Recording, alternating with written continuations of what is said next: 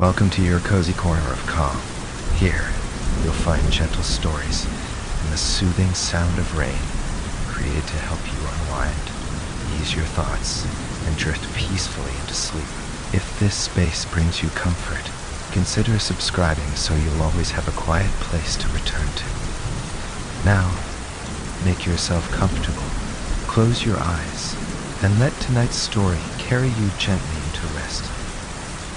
The last thing Edmund sees before the lance takes him full in the chest is the glint in his opponent's eyes behind the visor. He should have been concentrating on his own lance tip, guiding it onto its target in a split second before the rider's pass. But he has always been more interested in the techniques of the joust than in its outcome. What makes a participant successful? Quick reactions? Absence of fear? An unusual ability to concentrate? A few seconds later, Arthur was already standing over him, grinning.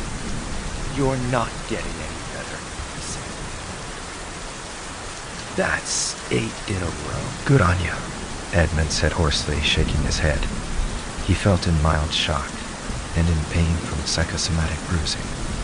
He pulled himself up, brushing aside the headpiece. "Why do you think that is?" he asked. "Easy, Arthur." "Easy," Arthur replied. "You're half-hearted, or scared, if you don't mind my saying so."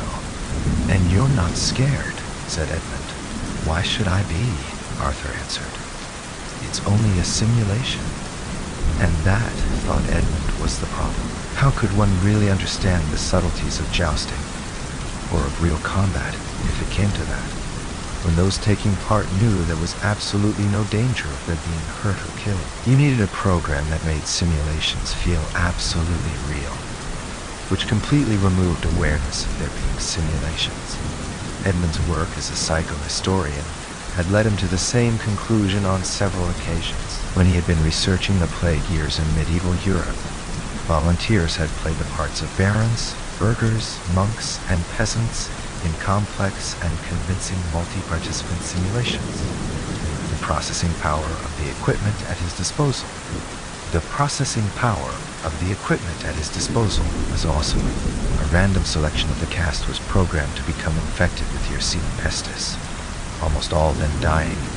The participants had been monitored within the simulation and interviewed afterwards, yet it had been impossible to improve on the written records of how people actually perceived their situations at the time. Those taking part were only too well aware that they had not contracted the plague and were not dying.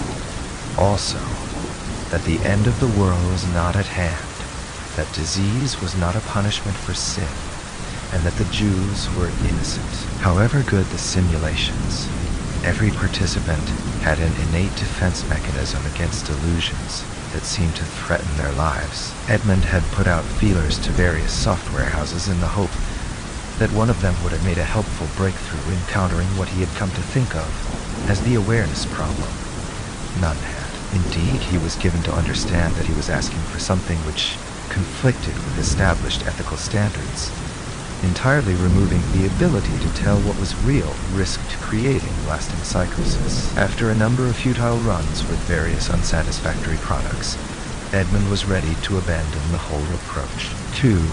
Sitting at the small workstation he shared with Arthur Bradley in the school's simulation lab, he looked unhappily down the rows of recliners, each with its fold-over isolation pod and wired-in headset. Use of the costly facility was strictly rationed. It had taken years of preparation, followed by months of negotiation to get his project approved.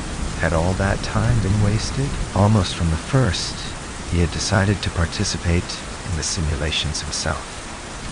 Besides being able to observe the test subjects directly within each scenario, it had given him the opportunity to tackle personally the awareness problem, and, to some extent, he had succeeded. In the jousts with Arthur, he had actually begun to feel, or at least simulate, the feeling of fear. That, as Arthur had pointed out, was why he was losing, but finding a way to generate the ability in others had proved beyond him. Indeed, when he had consulted the medical staff attached to the facility, they had been anything but helpful. Instead of suggesting solutions, They had warned him that they might recommend the termination of his participation. In their view, his ability was the first sign of psychological disturbance. Arthur Bradley, his colleague in the history department, was robustly resistant to all attempts, as he put it, to get inside his head. He was in his mid-20s, more than 10 years younger than Edmund, but clearly thought of himself as an equal rather than a junior. This sometimes got on Edmund's nerves. As far as I'm concerned, he told Edmund, I want a clear distinction between what's real and what isn't. Their technical assistant, Siobhan Kelly, gave Edmund one of her curious, lopsided smiles, peeping sideways through long, dark hair from her station across the aisle. A quiet woman, perhaps in her early 30s. She had come to them from a small but expanding software company based in Cambridge. She claimed to have met Edmund, though he couldn't remember it, at a conference run by the university on interaction and cooperation between arts and sciences. Apparently, he had made an impression. 3.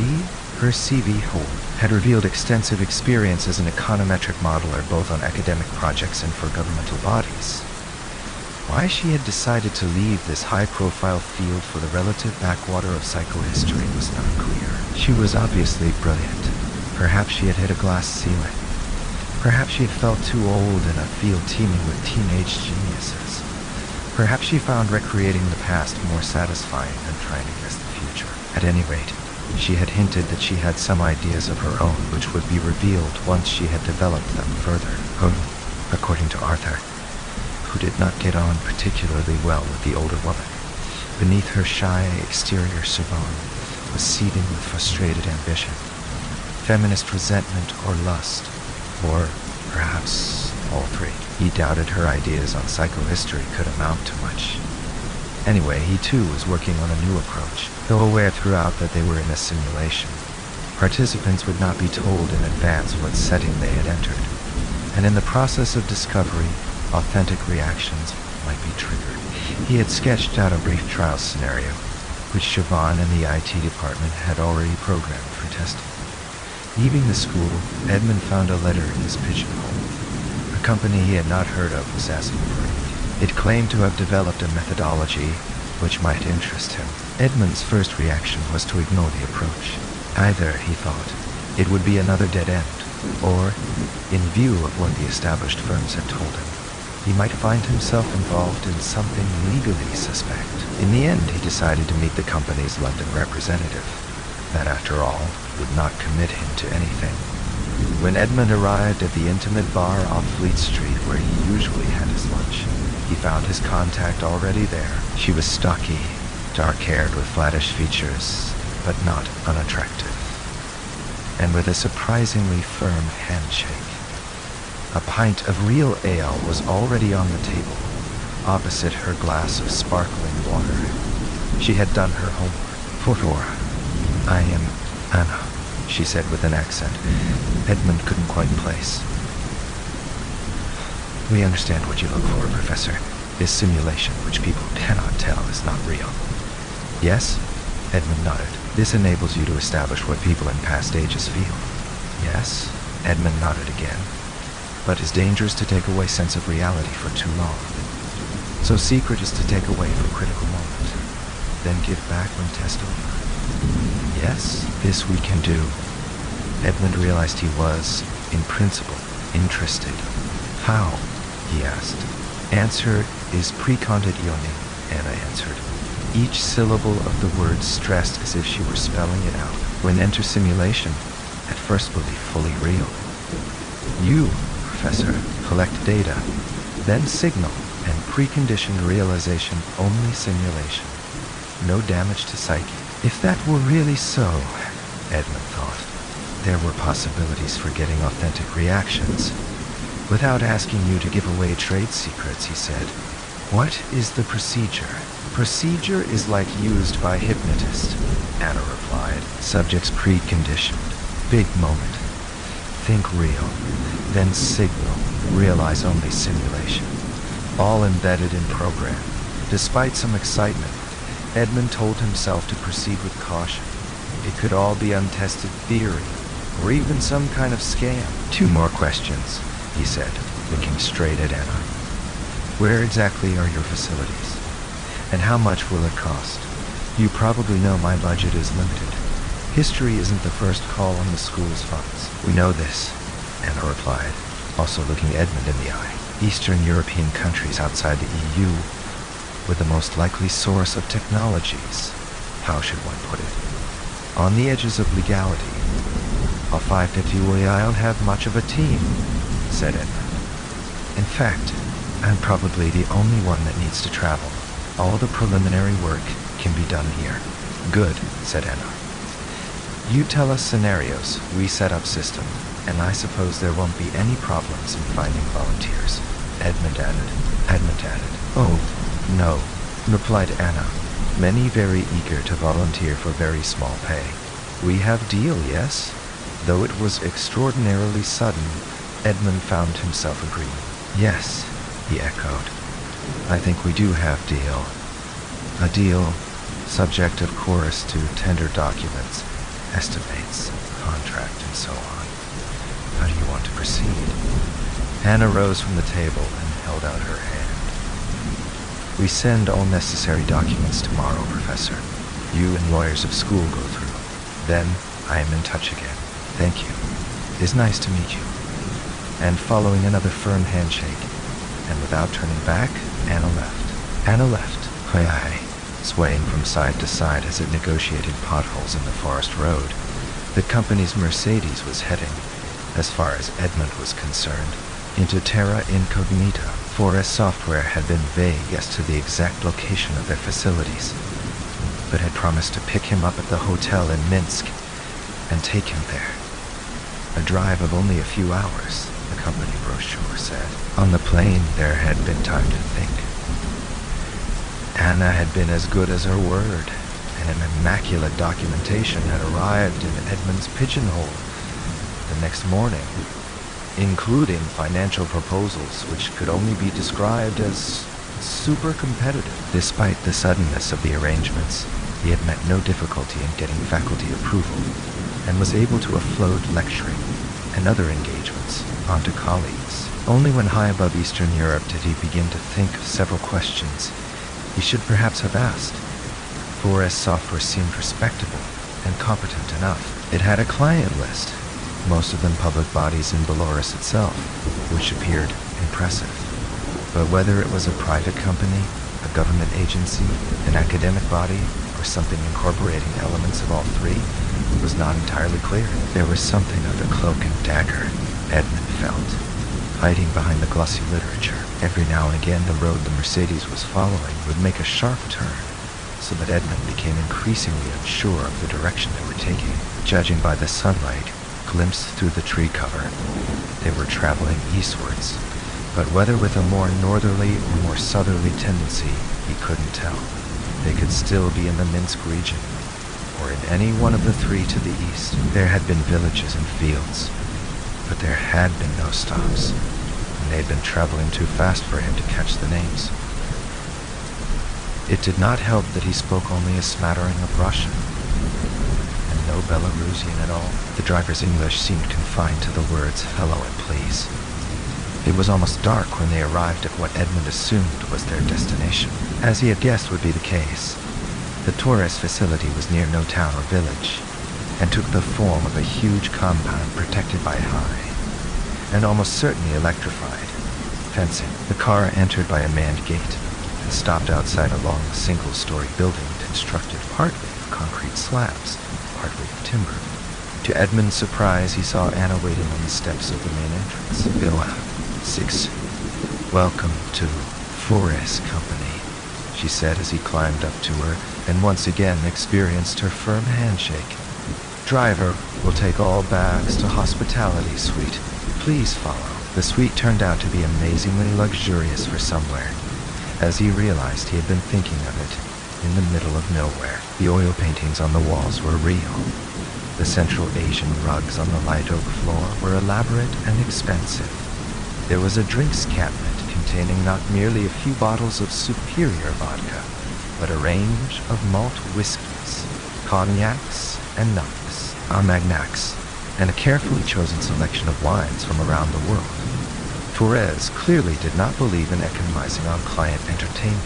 Edmund indeed had the wild thought that he could probably drink his way through the whole feed Torres was getting if he set his mind to it. Having made a start on this project with a modest Talisker, Edmund spent half an hour unwinding in the suite's large marble and gold-tapped bath. Then dressed in a clean shirt for dinner. This, he learned from the invitation, in English, brought up with his luggage, would be in a private dining room in the main building, and would be attended by the members of the Torres staff assigned to his project, and of course Anna, in whose watch. Name the invitation had been issued.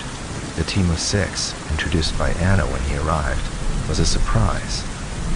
He had expected 1 or 2 suited middle management types, accompanied by a few jeans and t-shirt techies. Instead, though all were dressed in lounge suits, he detected that none felt comfortable in them. They should have been in uniform, and this at least made one thing clear. Torres was a thinly disguised military establishment. Though easy at the implications, Edmund reassured himself with the thought that his project involved nothing that could possibly have security implications. The contract with 4S Software was good, and quite a few organizations in the same field in all parts of the world lived in a gray area where the corporate and the governmental overlapped. Belarus was no longer a state-run economy, unlike several now independent parts of the old Soviet Union. In the Caucasus and Central Asia, a series of civil wars and border disputes had resulted in a region of nasty authoritarian regimes, some Islamic, some Stalinist, some puppets of China or Russia. Belarus now appeared to be a functioning democracy. It was even making genuine efforts to qualify as a candidate EU member state. Anyway, someone at the school would surely have checked everything out before giving Edmund the go-ahead. 7 trade. At a suitable moment, following an excellent meal. Whatever their ranks, Edmund thought, all dined like officers. Edmund was called on to introduce his project. It appeared that everyone in the team was able to understand his English, though few said anything apart from brief questions on matters of fact. No doubt they had already received a full background briefing. The evening was brought to an abrupt close when Anna rose to her feet, followed, as one by the rest of the 4S team.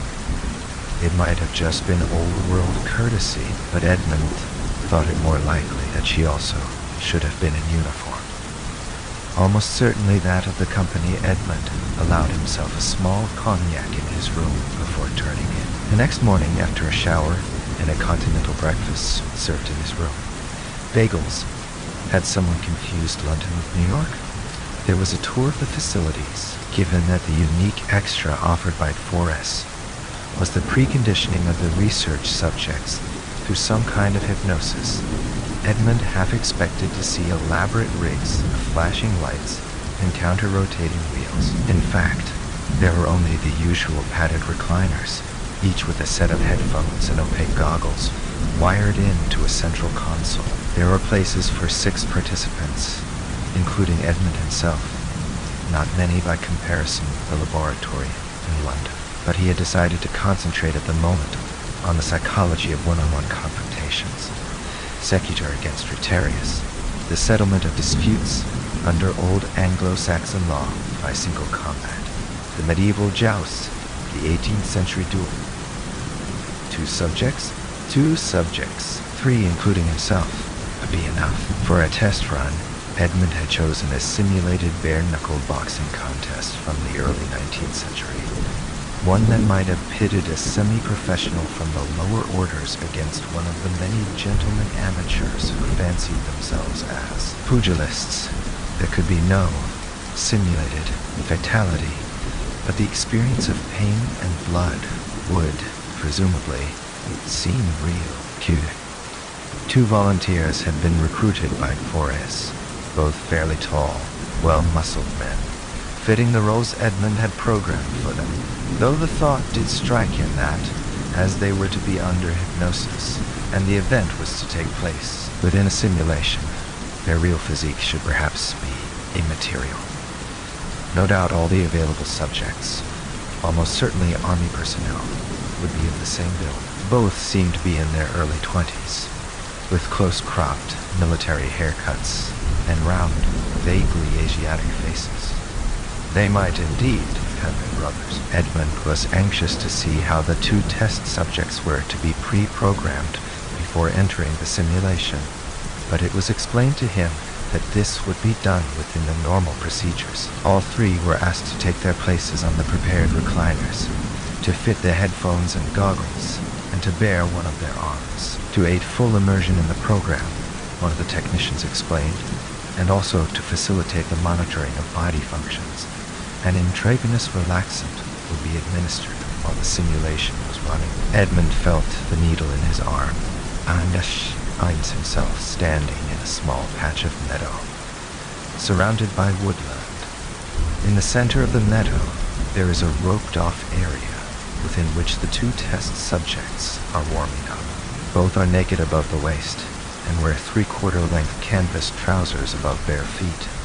On the far side, there is a small crowd of spectators, mostly men dressed in shabby buttonless shirts and breeches, some wearing black stovepipe hats. They remind Edmund of illustrations in early editions of the Pickwick Papers.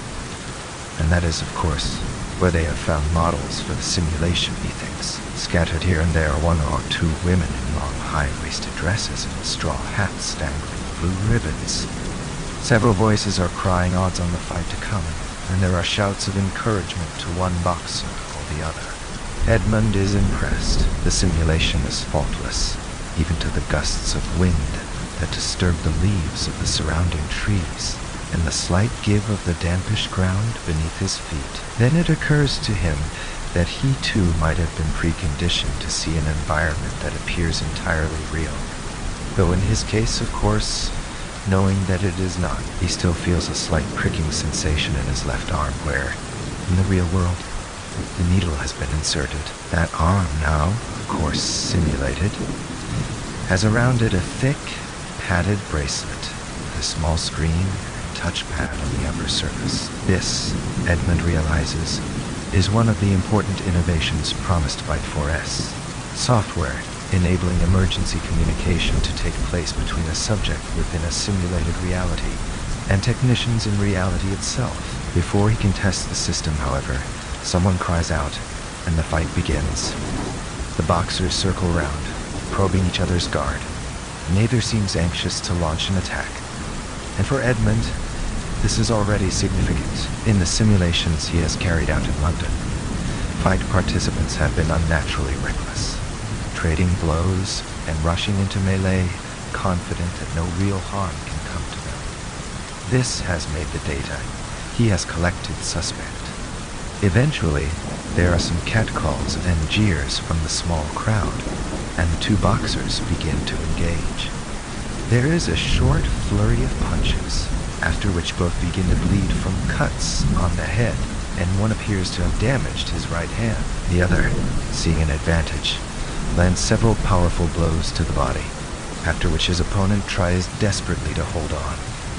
He is pushed back and slips on the damp grass. The man, still on his feet, might have been expected to move in for a decisive blow, but instead he stands back, looking somewhat confused, and waits for the other to get up. The fallen boxer eventually stands and the bout resumes. At first there is more probing, and then the man with the injured hand launches a frenetic attack, forcing his opponent back onto the ropes. For a moment, the other seems taken by surprise, and merely covers up. Then, slipping sideways, he lands a firm right-hand jab on the other's nose, breaking it and producing a torrent of blood. Edmund assumes the fight will be stopped, but there is no referee, and no second with a towel to throw in. The injured man tries despairingly to clear the blood from his eyes, and backs away, pursued by the other, who lands repeated punches on his opponent's body, but not, Edmund notes, on the damaged face. The end is not long coming. Falling to one knee, the injured fighter concedes, and the other, having briefly raised both arms in victory, helps his opponent to his feet. Edmund notes a brief round of applause from the simulated crowd. He thinks of going across to talk to the two boxers, who, at least according to the information he has been given, should by now realize that they've been in a simulation rather than a real fight. But before he can do so, his vision blurs, and he feels himself falling back into the recliner. Taking off the goggles and headphones, the needle had apparently already been removed. Edmund looked around to see whether the two subjects were also out of the simulation, but both the other recliners were empty. Where were they? He asked. A technician replied that they had been taken off to a special unit where the effects of the hypnosis were being reversed. Okay, the technician assured him. No psychological disturbance. When can I see them? Edmund asked. Soon came the reply. Perhaps tomorrow? But not now. Edmund insisted. You said they were okay, didn't you? Okay, but now resting, the technician answered. Tomorrow, eh? Edmund was forced to accept, though he had hoped to carry out additional research at immediate post-event interviews. He thought of contacting Anna to see if the technician could be overridden, but was told when he made inquiries that she was not actually at the facility. Eventually, he returned to his room and began writing up the results of the pilot run. Though somewhat surprised at the unavailability of the test subjects, he was not unduly perturbed. Even interviews a day after might provide useful insights. It was not, in fact, until late the following afternoon that he was able to see the two participants in the fight scenario. The meeting took place in what appeared to be an antechamber of the medical center, with Edmund and his test subjects facing each other across a large deal table. The sun was already setting, and the light from the single rather dirty window was supplemented by an old-fashioned low-powered light bulb. Edmund had already begun to think of his location as a military base, rather than a research facility. Now he had a strong feeling that he was sitting in part of the prison wing. Looking at the two men, Edmund realized he was quite unable to tell which had been the winner in the simulation, and which had been defeated. Neither, of course, had a broken nose, or was in any way marked. Even strong psychosomatic effects would by now have worn off completely. Edmund was nevertheless surprised at his inability to distinguish between them. The simulation had been technically superb. Then he reminded himself that in a simulation, fighters did not have to look like their real selves. He wished that, the day before, he had taken a better look at the real subjects before they had put on their headsets. The interviews with the two men, conducted through an interpreter, provided very little new information. They remembered the fight, and, yes, they had thought it real at the time. But when it was over, they had suddenly become aware that it had only been simulated. Afterwards, they had undergone a large number of tests to detect any psychological damage. Happily, they had both come through and were declared entirely sane. They were glad they had not, in fact, physically harmed each other when pressed for memories of their state of mind during the fight. Their answers were unclear, at least as relayed by the interpreter. They remembered, though, that they had been constrained by some kind of code to suspend the contest when an opponent was on the ground, to accept a submission. Queensberry rules, Edmund concluded, had been incorporated into the software. 11 content, despite the lack of complete data. Edmund was satisfied that Forrest had delivered what had been promised. A simulated contest during which the contestants believed it to be entirely real. Now he could move on to more demanding scenarios, notably where there was the possibility of one or more fatalities. He decided to restrict the experiments, for the time being, to one-on-one contests. For the second, he chose a formal combat between men-at-arms. This time, Edmund finds himself in what appears to be an arena, a circular, grass-covered depression, flattened out at the bottom and terraced at the edges. The central area is covered in reddish sand and is once more roped off. The two contestants are already in place. They are in full armor, partly of steel plate and partly ringmail. They hold studded leather shields and over a meter-long swords. Again, there is a substantial crowd of onlookers. The men this time wearing a variety of belted woolen smocks, breeches, and felt or high boots, judging by the headgear. Large fur caps with coverings for the ears. The simulation is based on the traditional dress of medieval Muscovy or Lithuania. The few women are in long, dark red or brown dresses topped with white, embroidered waistcoats and round white, red, and green hats. Some of the older women, the babushkas, wear colorful headscarves. The signal for the fight to begin is given by one member of the crowd, whose costume appears of a slightly better quality than the rest, no doubt intended to be the local Devorian again. And in contrast to the simulations Edward has run before, there is no immediate devil-may-care flurry of action. Instead, the combatants remain almost stationary, with only occasional slight advances, retreats, or anti-clockwise movements around each other. After about 2 minutes, one of the fighters attempts a long-range cut, which his opponent, without difficulty, takes on the shield. The action is then repeated in reverse. Finally, both launch simultaneous cuts, resulting in a clash of swords, followed by a clash of shields. They push each other apart, and again pause some 2 or 3 meters apart. Edmund realizes something that has not occurred to him before. Too much early activity, given the combined weight of armor, sword, and shield, can result in a fighter rapidly tiring, so putting him at a fatal disadvantage, rather than the flamboyant action and dramatic climax required by film scripts. Such combats in real life, or in this case, in what the combatants believe to be real life, are as much matters of endurance as of skill. Edmund also notes that the onlookers are, on this occasion, quiet. There are no catcalls and demands for the fighters to get on with it. What Edmund has only just realized has been written into the scenario. 12. Eventually, one of the armored figures momentarily lowers his shield, and the other, believing he has an opening, steps forward, swings back his sword, and aims a slashing blow at his opponent's head. But the lowering of the shield has been a feint. Stepping inside the swinging sword, the first fighter uses sword point to penetrate the other's armor at the joint between shoulder and shield arm. Blood begins to run down the wounded man's breastplate, and a succession of swinging blows forces him back. Unable to hold up his shield, he parries with the sword, but is obliged to take several blows to the body and one to the head. His armor and helmet, however, hold. Edmund expects that, at this point, the unwounded fighter would press his advantage, but it seems he needs time to gather breath.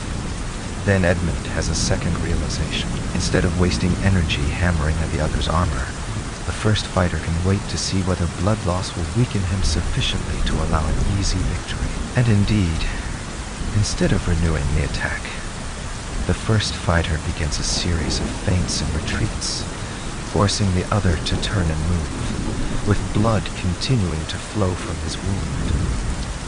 The wounded man, however, is aware of the tactic. Dropping his shield, he uses the freed hand to press under the shoulder joint, hoping to limit the flow of blood, and in this he is partially successful. Then he advances. He knows, thinks Edmund, that his only chance is a quick victory, before further blood loss weakens him. The other, though, knows that too. Backing away, he contents himself with taking blows on his shield, or parry. For several minutes, the pair move round the sanded area, the one attacking, the other backing away, passively defending. Suddenly, the advancing man evades a parry, and delivers a powerful blow on his opponent's raised sword arm, directly on the elbow joint. There is a cry, and the struck man drops his sword. He takes a second blow on his shield, but is unable to stop a third striking him on the side of the head. He stumbles and falls. The victor, with blood now once again pouring down his side, moves to stand over him. 13. But he makes no attempt at a coup de grace. Instead, he almost immediately turns away, and using his sword as a stick, walks shakily to the edge of the sanded area, under the ropes, and begins to climb. Has there been a mistake? Edmund decides to test the communication program installed by Flores and types into the keypad on his arm. When did they realize only simulation? There is a short delay, and then there is a reply on the screen. Subjects still think real. Edmund starts towards the man on the ground, but once again his vision blurs. He begins to fall, and found himself, as before, on the recliner, alone in the room, apart from the same Flores technician. Also as before, he was told that an interview with the two subjects was not possible before the next day. It duly took place in the same room the following afternoon. He had taken care this time to look closely at the subjects before the start of the simulation, and the men facing him across the table were clearly the two that had been lying next to him on their recliners. Neither showed any signs of injury, but neither was able to add much to what Edmund had already witnessed. They had believed the simulation to be real almost up to the moment when the simulation had ended. Back in his room, Edmund began to write up what he had deduced from the two exercises so far. One thing was obvious. When the participants believed they were taking part in real combat rather than a simulation, their approach was one of extreme caution. Also obvious was their reluctance to inflict severe damage on opponents. And this, Edmund realized, must be because they were aware of who those opponents were. Probably colleagues, even friends. In sum, as a means to analyze the reactions of men in real combat, the simulations had been virtually useless. 14. Had there been time for him to interview the subjects within the simulation after they had ceased to believe it real, he might have learned something, and he intended to take that up with Flores. Perhaps, though, the time had come to admit failure and terminate the contract.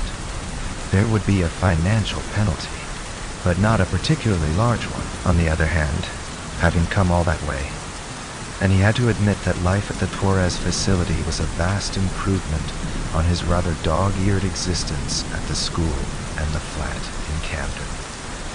Was there perhaps a solution? That evening at dinner, which was in a larger and more Spartan dining room than on the first occasion, but attended only by 3 others apart from himself, he raised the matter with the officer, as he thought of him, who spoke the best English, and who seemed, in fact, to have taken over from Anna as his liaison. Like Anna, his communications were brief. Unlike Anna, the man remained silent for about a minute, and then said, "This will be no problem." Edmund was astonished. "What will you do?" he asked.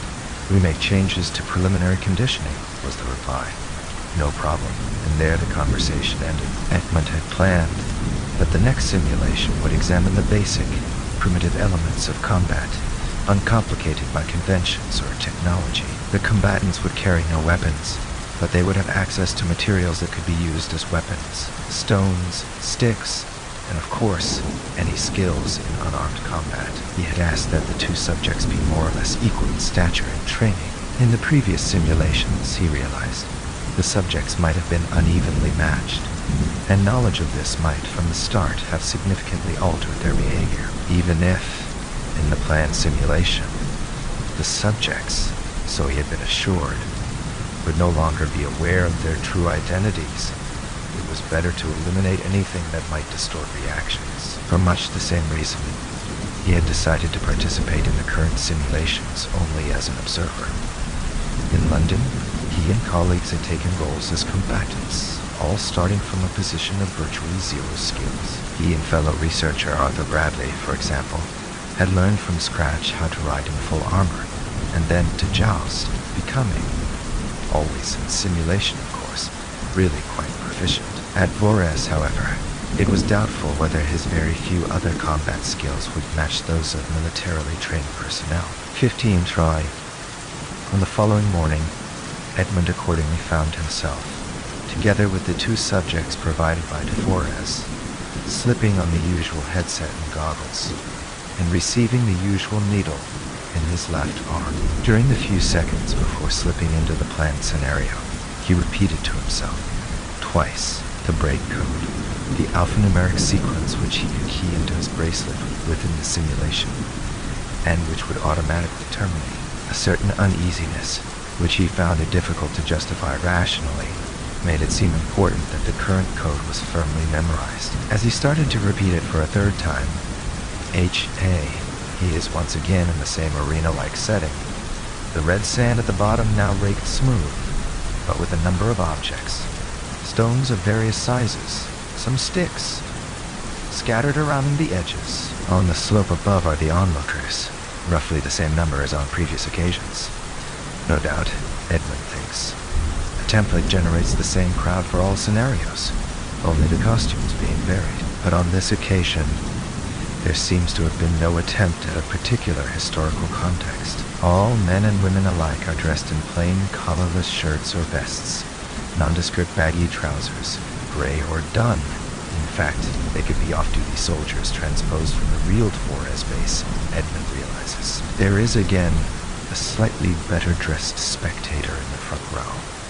An officer, perhaps, equivalent to the Dvorianin figure in the previous simulation. Edmund looks at him more carefully than before, and has the feeling that he is in some way familiar. Then it comes to him. The Officer Dvorianin character has been modeled on the English speaker who has taken over from Anna as his liaison. Looking round at the faces of the other spectators, Edmund wonders whether they might not all be representations of real Flores personnel. He looks particularly hard at the women. Could one of them be... He smiles as the phrase comes to him, an Anna analog? Before he could complete his examination, however, the images of the two subjects appear at opposite ends of the arena. They are both naked except for what Edmund supposes must be breechclouts, pieces of white cloth wound between the legs and around the lower torso. Both are of the same stocky build and with the same Mongolian features as the previous subjects. The 16. The officer. Figure gives a signal for the combat to begin. At first, the two fighters stand still looking at one another. Then one turns and picks up a saucer-sized stone in one hand, a thick, meter-long stick in the other. For a few seconds, the second fighter does nothing. Then he too turns and picks up a number of fist-sized rocks, holding one in his right hand, the other stacked on the open palm of his left. The contrasting game plans are clear. For a moment, the two stand still, again looking at each other. Then the combat explodes into action. The first fighter launches himself towards the other, holding the stick in front of himself as a shield. In response, the second fighter begins throwing his rocks, giving them impressive velocity at the approaching target. Two miss. Then a third evades an attempted parry with the stick and catches the running figure beneath the arm. The wound begins to bleed, but there is no pause in the first fighter's charge, and he narrows the gap to only a few meters. The second fighter has one missile left. Freed from carrying others, he half turns, then spins, hurling the rock. It hits the approaching man on the neck at a range of less than 5 meters. He staggers, dropping the stick to clutch his throat, but holding onto the stone. Then, gasping for breath, he closes with his opponent, who starts to retreat. But the retreat is too slow. A swinging strike from the hand carrying the stone crashes on the side of his head, and he falls to the ground. This is the moment, Edmund thinks, when the new conditioning will come into play. Will the victor now back off, as in the previous simulations? The stone wielder is still on his feet, but is clearly having difficulty breathing. He lurches sideways, and looks as though he too will fall, but regaining balance, he approaches the fallen opponent, raises his arm, and brings the stone down with added force on the other's skull, which breaks open. There can be little doubt that the blow is fatal. The whole affair has been over in little over a minute. The dramatically altered behavior of the subjects, compared with that in the previous simulation, has already provided Edmund with some valuable information. In real combat of this kind, between genuine opponents, speed in determining strategy and carrying it out appears, after all, to be of significance. He decides to question the subjects immediately within the simulation, given the likelihood of serious psychological problems for both as a result of the outcome. Flores must surely by now have triggered the realization that the action was not real. He moves towards the center of the arena, but then, still holding the stone, The victor suddenly rushes in the opposite direction, to where the officer apparently in charge is sitting. This is outside the agreed program, Edmund thinks. Disconcerted, he follows, but not in time to intervene in what now happens. Still, unsteady on his feet, gasping for breath, but with vicious determination, the man brings the already blood-spattered stone down on the head of the officer, who only has time to half rise from his seat. Once again there is a sharp crack. A second death has occurred. Though 17-something is badly wrong, Edmund realizes. The simulation has been corrupted, either deliberately or through an admittedly improbable accident. It is time to bring it to an end, thankful that he has had the foresight to memorize the break code. Edmund taps it into his bracelet, noticing as he does, so that the killer is being overwhelmed by a number of the other spectators. Nothing happens. Edmund stares down at his bracelet in disbelief. Then, assuming that he has made a mistake while spooked by the turn of events, he re-enters the code more slowly. Still nothing happens. He gives it a sharp tap and a shake, though this can hardly make any difference to a simulated device, and tries again. Once more nothing. Meanwhile, the spectators have come together in a huddle around the prone figure of the dead officer. His killer has been forced to lie face down, while his wrists are tied together on his back, despite the fact that he appears to have already passed out. Strangely, there is very little noise. No screams from the women. No shouted comments or orders. They are waiting for something. This something comes as a further shock to Edmund, appearing at the edge of the arena behind the spectator group. A figure resembling the technician who has been in charge of preparing Edmund, and the two subjects runs down to the body of the officer and begins to search his pockets. The search is soon over. The technician extracts what appears to be some kind of communication device and turns towards Edmund, who feels the bracelet on his arm move slightly. Otherwise, nothing changes. The technician figure starts towards him, holding his device in front of him and operating its controls. Then he stops and turns to the group of spectators behind him, shouting. As a body, they run towards Edmund. Their expressions are not friendly. For a moment, Edmund stands still. Surely someone will terminate at this point. Then instinct takes over. He turns and climbs up the bank behind him, crosses a short stretch of grass, and before plunging into the trees beyond, looks back to see the first of his pursuers cresting the arena edge. Edmund strikes deeper into the trees, hoping that the direction he takes will be concealed by their closely spaced trunks.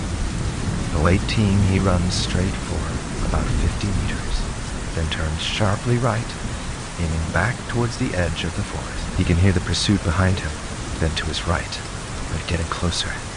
They are fanning out to cut off any doubling back. Edmund turns again to run parallel to the forest edge in the hope of outflanking them. Suddenly, he is out of the trees and on a rough track, which bends away to his left. He pauses for a moment.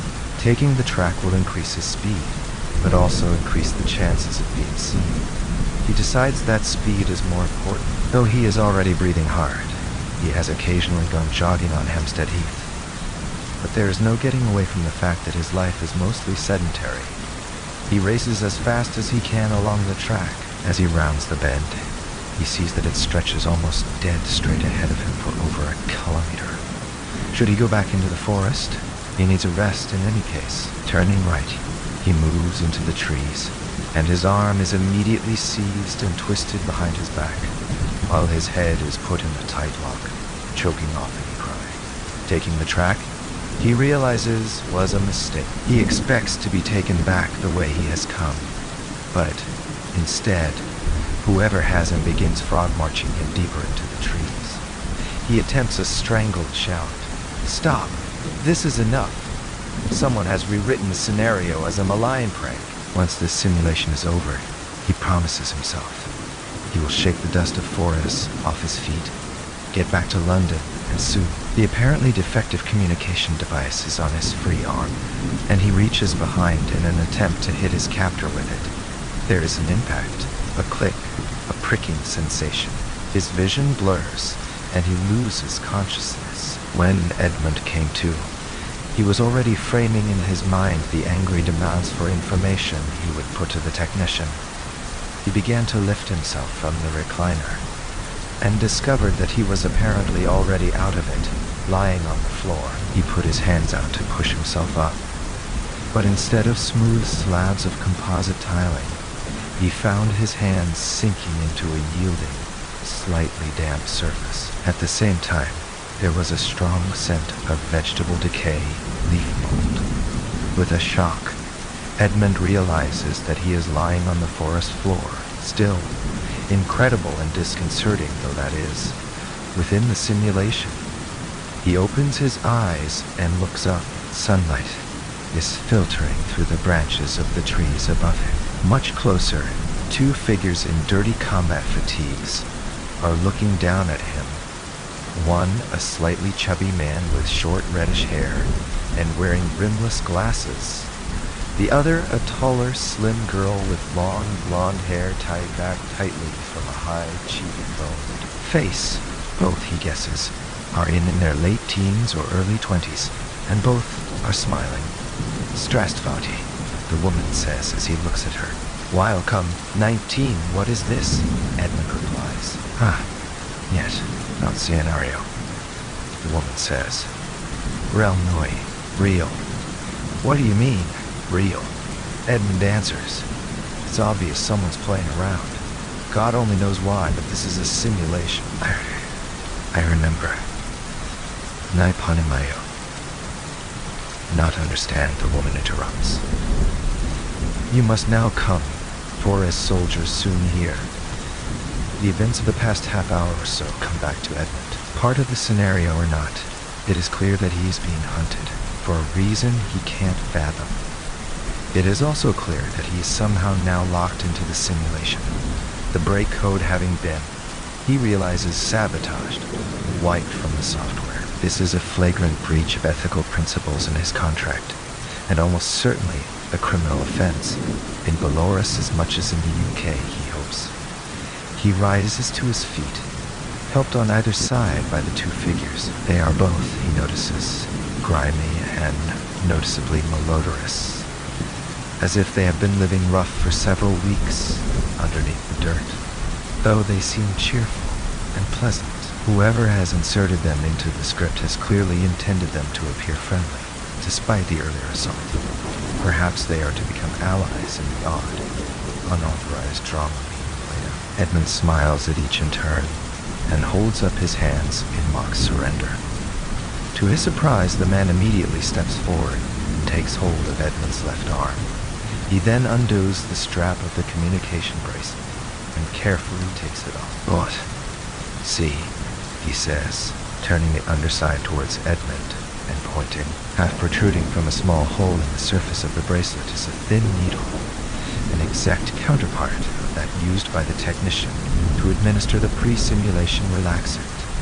Edmund looks down at his arm. A small purple ring indicates that the bracelet has indeed administered, and that is, he reminds himself hurriedly, the simulation of an injection. What on earth has been the purpose of that? The girl seems to be trying to tell him something. She points to the bracelet, then to his arm, and then puts her hand to her head and mimes falling asleep. Then she points back at him, nodding and smiling. Her clear blue eyes look at him steadily, as if expecting a reaction. Age 20, dual, and indeed. Edmund suddenly felt a wave of cold panic. Could they be right? Could it actually be true that this was all real? He saw only too clearly how it might have been managed. The relaxant would have been a powerful anesthetic. When he came to, he would believe himself inside the simulation. At the end of the planned scenario, the bracelet would deliver another anesthetic, and he would awake in the recliner, believing the whole experience to have been an illusion. Edmund cast his mind back to what had happened at the arena. Clearly, the attack on the officer was not supposed to have taken place. It resulted in something going badly wrong. Of course, the officer had been carrying a communication device, which a technician had been called in to activate. It was supposed to send a signal to Edmund's bracelet, triggering the injection and leading him to believe that the simulation had been terminated. But even when the technician had retrieved it, it didn't work.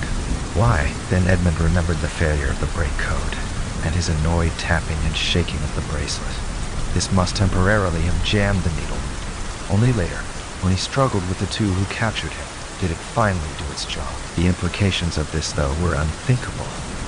While Edmund had believed himself to be witnessing a series of simulated contests, they were actually taking place. This perhaps explained why the boxers and the men-at-arms had been so reluctant to do real damage. But then, how was it that the final contest had resulted in 2, and possibly 3, brutal deaths? Edmund also remembered his interviews with the subject pairs. They had shown no signs of injury, but then again, he had no real means of proving that the men he had seen in the recliners and had interviewed afterwards were the ones who had actually taken part in the contests. Edmund felt his mind going into fugue. Was this a simulation of reality? Or was it reality disguised as a simulation? In 21 Blood. But then it came to him. There was, of course, a third explanation. It could be a simulation, but one incorporating elements, the pleasant young pair who had captured him, for example. Cleverly designed to convince him it was reality. It was perfectly feasible, he realized, for the program to have been rewritten in that way. In the end, Edmund concludes that this last explanation is the most plausible. The horrific events he has witnessed in the arena cannot conceivably have been real. He is still within the simulation. Edmund decides that his best course is to go along with the altered scenario and see where it leads. He can think of no reason White Forest should have made the changes, which are so extensive and elaborate that the cost in programming time must have been massive. But then he reminds himself they are the military. Cost is probably irrelevant. To find out more, he must now try talking to the young couple. It is annoying that they do not seem to speak much English, and his rudimentary Russian will not be much help. Those who have designed this game, it has now become a game, he has concluded, rather than academic research, might have given them a common language. He points at the two. Pito? He says, "Who are you?" The woman, really only a girl underneath the dirt, he realizes, answers. "Yeah, Natasha," she says, tapping herself on her chest. "On Grigora," she continues, indicating her companion. "We scientists." She pauses to think, then, evidently happy at remembering a colloquial English phrase, adds, grinning, "On run." The game, thinks Edmund, is beginning to follow a classic narrative. Contestants, escaping the forces of malign authority, meet up with a small band of enlightened revolutionaries. One, of course, an attractive blonde. If they successfully navigate a number of close shaves and near disasters to overthrow the evil overlord, the game is won. Is this what Forrest has set up for him? Is this some heavy-handed joke? The two young scientist figures are urgently beckoning him to follow them deeper into the forest, no doubt to the secret rebel HQ. There are sounds of people approaching from the other side of the track, so Edmund quickly complies. They move rapidly ahead for some 100 meters, then branch off leftwards at a sharp angle. The tactic is the same as the one Edmund has followed earlier. This time, however, there are no signs of the pursuit fanning out to cut them off. Instead, they are soon back at the track. The man Grigor crawls to the edge and looks back down to the point where they left it not long before. It seems clear. Signing to Edmund and Natasha to follow, he dashes to the other side. When all three are across, they move once more at right angles into the forest, expecting to shear off again to get clear of the pursuit. Edmund is astonished when, coming to the forest edge, he sees not more than 50 meters away the tall, electrified fencing of the Forez facility. He looks in alarm at Natasha and Grigor. Has he been fooled into trusting a couple of his pursuers? He is even more alarmed when Grigor pulls out a pocket mirror and flashes a signal in the direction of the fence. Edmund gets ready to run. The result of the signal, however, is not a squad of troops, but an answering series of flashes. Then a gray uniformed figure emerges from the ground in front of the fence. There must be a tunnel under it, Edmund realizes, and sprints towards them, carrying a large metal box by its webbing straps. Reaching the forest edge, he falls panting beside them. He is of the same build and has the same Mongolian features as the test subjects. Indeed, Edmund thinks, he could easily be one of the subjects. He unlocks the box and unloads several packs of tinned or plastic-wrapped food, a compact stove and gas cylinders, and finally, a bottle of vodka. Evidently, Grigor and Natasha are getting their supplies from covert friends inside the compound. There is a rapid exchange in Russian or Belarusian, which Edmund is unable to follow. Then the bringer of the supplies gives a quick salute and runs back the way he has come, disappearing as he reaches the fence. The putative rebel HQ, when they arrive at it some 20 minutes later, turns out to be a small, open-sided shed on the edge of an abandoned meadow. Weeds and small trees poke their crests above the long grass. The shed itself, once perhaps a shelter for 2 or 3 cows, is in the process of collapsing. There are holes in the roof where wooden slats are missing, and all 3 walls have large gaps where planks have rotted away. Natasha and Grigor have made rough beds of branches in the corners opposite the open side. 2 gray plastic sacks, probably containing spare clothing and used as pillows, are the only other items in the shed until the food, drink, and stove they have carried are laid on the ground inside. "A 23 Dom," says Natasha, waving her arm and smiling at Edmund. "Unas." She picks up the bottle of vodka, opens the top, takes a gulp, and offers it to him. "Zdarovi," she adds. Edmund understands that he should take a nip himself and pass the bottle to Grigor. When Grigor eventually passes it back to Natasha, about a quarter of the contents is gone. Natasha bends down and opens one of the packages, which contains small balls of pastry. When Edmund tries the one Natasha hands him, he finds it has a delicious spicy meat filling. The vodka is passed around again. The packet of food is soon empty. No one says anything, but all 3 are laughing, and Edmund suddenly realizes that he has forgotten where he is. He has believed himself, for a moment, to be eating pastry-covered meatballs with 2 young renegade scientists, and mildly intoxicated on vodka. Actually, he has to tell himself he is lying on a recliner in the Torres facility, under sedation, and connected to a sophisticated AR program. He looks more closely at the Natasha and Grigor figures. It is impossible, he realizes, for them to be program-generated constructs. They must be the projections of real participants in the simulation, in reality like himself, lying on recliners somewhere in the Forest buildings. Do they know they are in a simulation, he wonders? Or have they, like the subjects of his tests, been conditioned to believe that what is happening is reality? That after all, is what they have tried to convince Edmund is the case. Natasha now connects a gas cylinder to the stove, lights it, and starts heating an open can of some kind of thick soup. Once it is steaming, she wraps it in a piece of cloth, and like the vodka, she takes a mouthful, and then passes it around. The light is beginning to fade outside the hut, and Edmund assumes that it is now late evening, dinner time. In fact, he has been feeling hungry for some hours. The simulation appears to be mirroring real time. So 24 in this, he knows, is worry. His hunger will be real, but the meatballs and soup are illusions. Though lying on the recliner will not use up much energy, going the whole day and the night to come without food of any kind will not be healthy. More seriously, he is likely to become dehydrated. Unless, of course, the needle in his arm is doing more than feeding him a sedative. He is still wearing the bracelet and enters the break code again on the off chance that it is once more operational. Still nothing happens.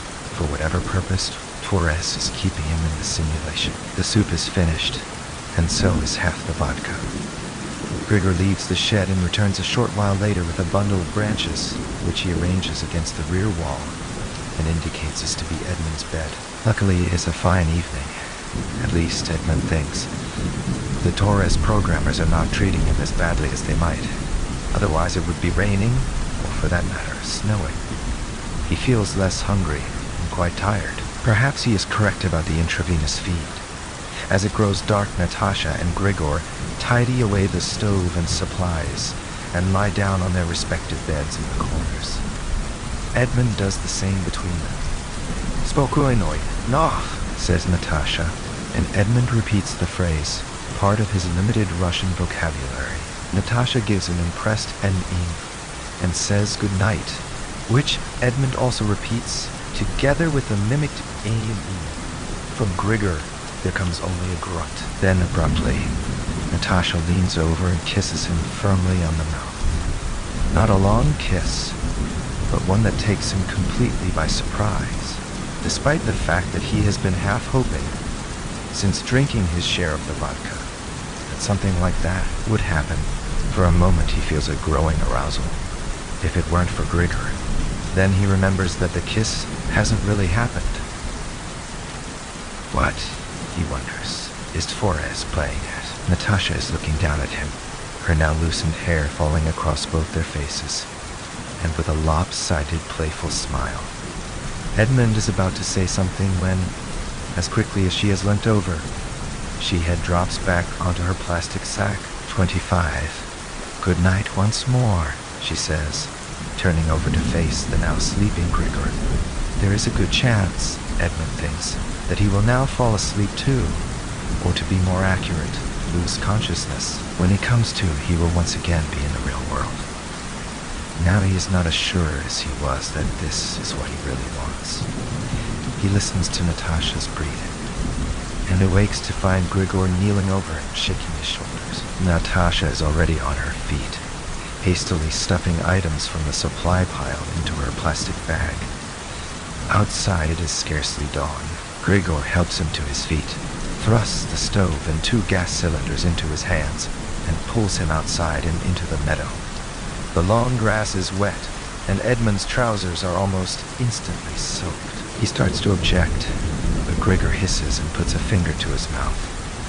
Natasha is already halfway across to the woodland on the far side of the field, crouching down as far as possible below the level of the grass and small trees. Grigor signals to Edmund to do the same, and drags him after Natasha.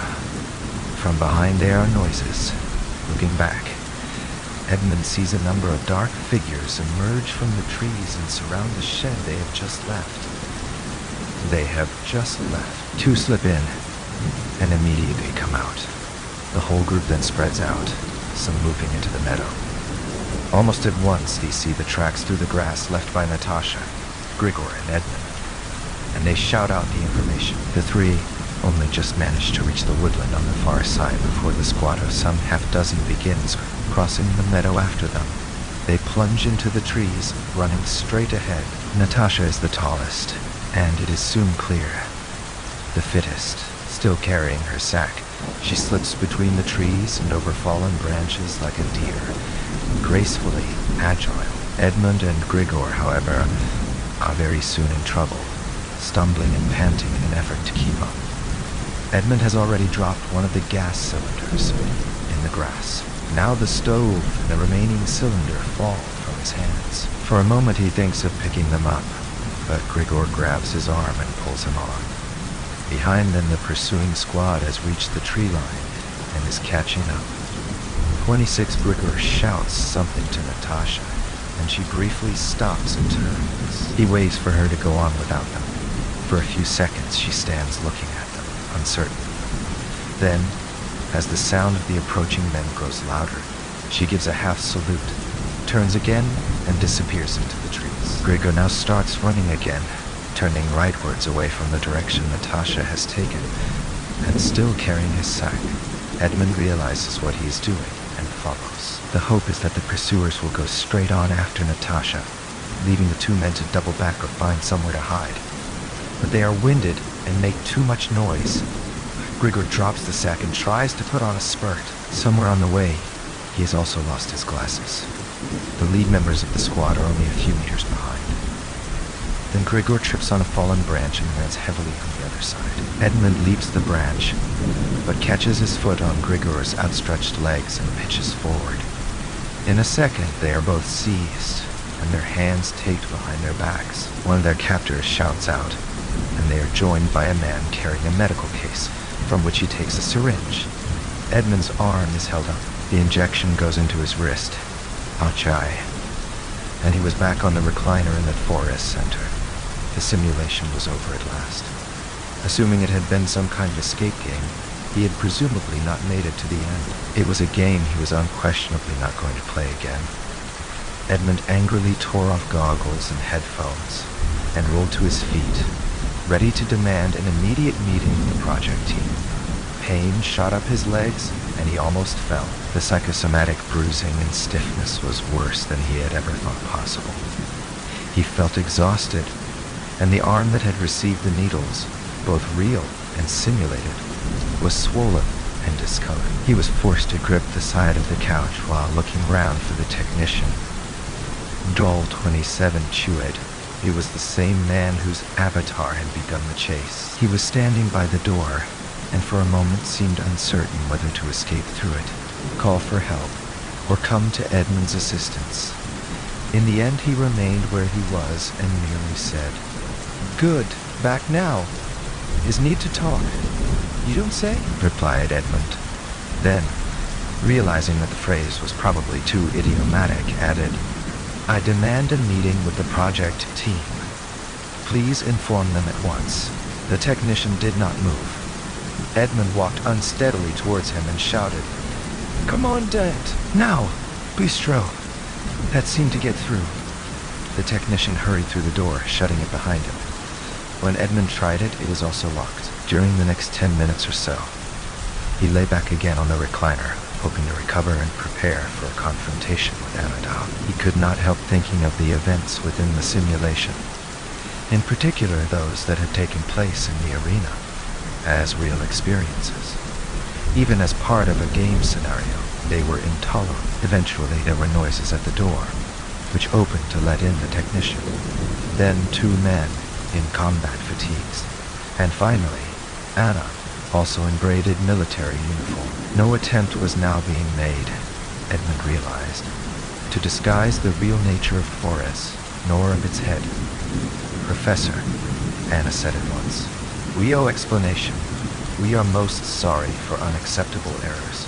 Those responsible will be disciplined." Edmund did not respond immediately. It occurred to him that dealing with the Belarus military might not be quite the same as dealing with an academic or commercial body. Complaining loudly, citing his contract, and threatening legal action might not be all that effective. Instead, he said in as normal a voice as he could manage, "What? Errors?"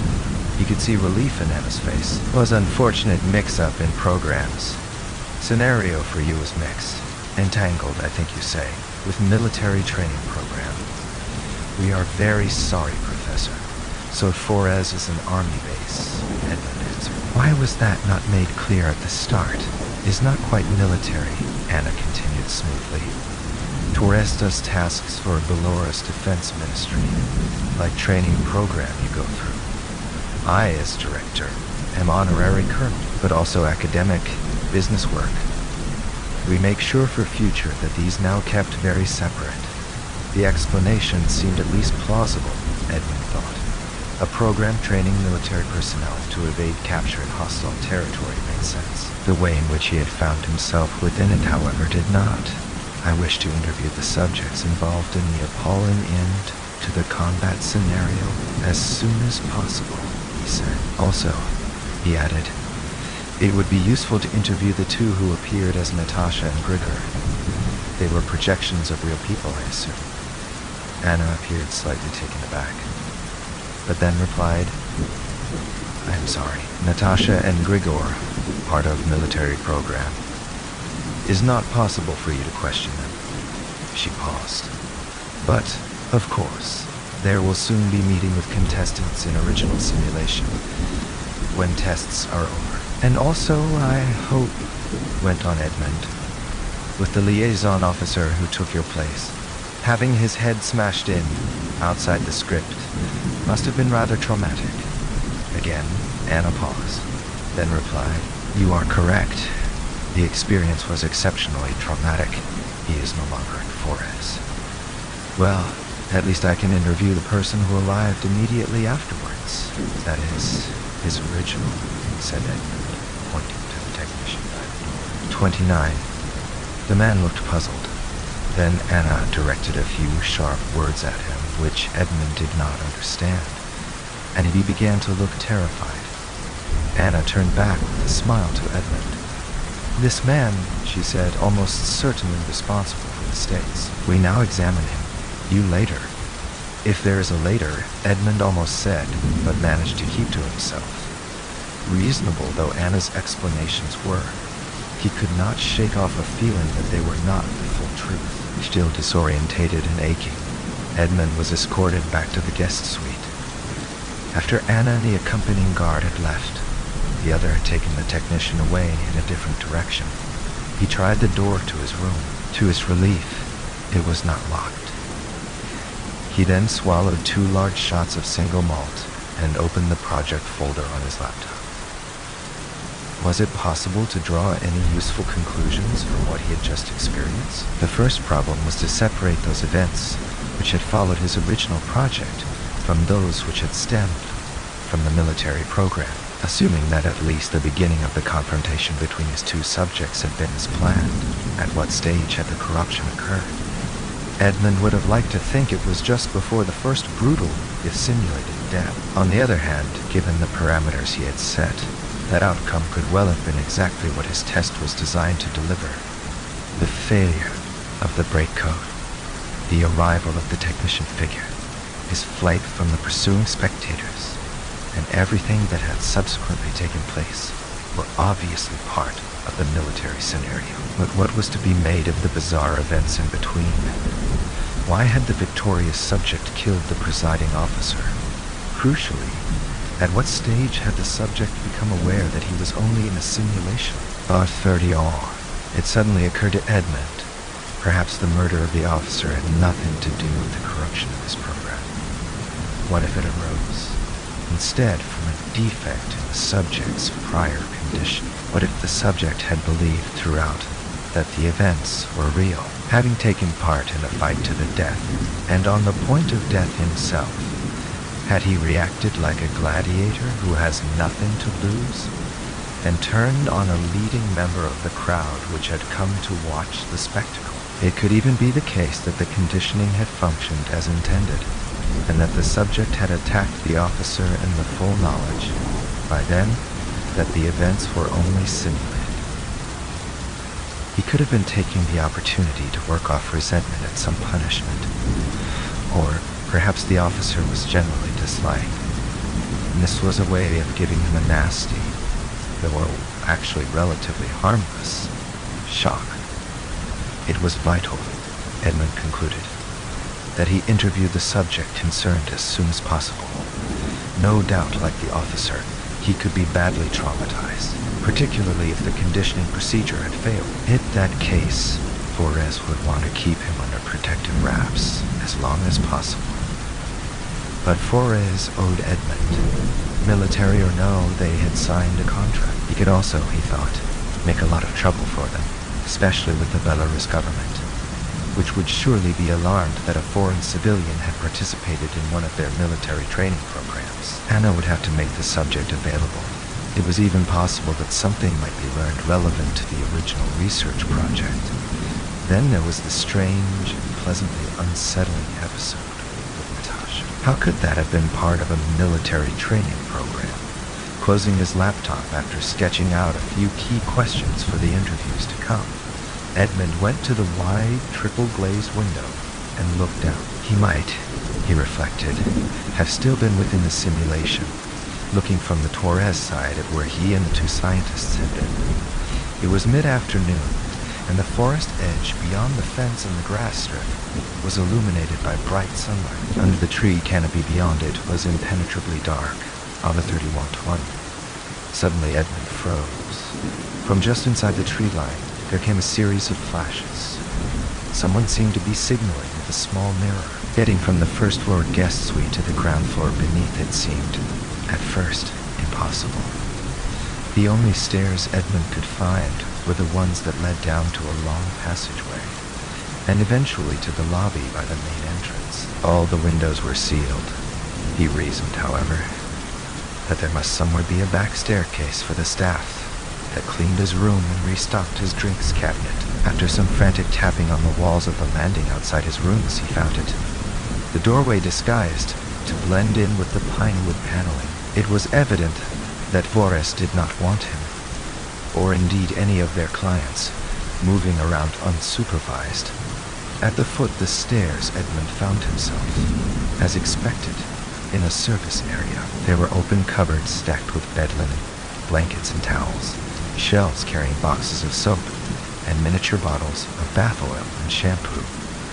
And in a locked glass-fronted cabinet, vodka, whiskey, brandy, wines, and other drinks. In a separate area through a small archway were supplies of another kind. Outdoor clothes and boots, webbing belts and pouches, water bottles, backpacks, and also a number of metal boxes with carrying straps. There was also a door leading to the outside, no doubt for taking deliveries. It was, of course, locked. Edmund wondered if he might be able to force it, but the lock and hinges were of heavy-duty steel, and the door itself was faced with sheet metal. He looked for some other way out, but there was only a small sealed window. He was about to give up and return to the first floor when there was a noise.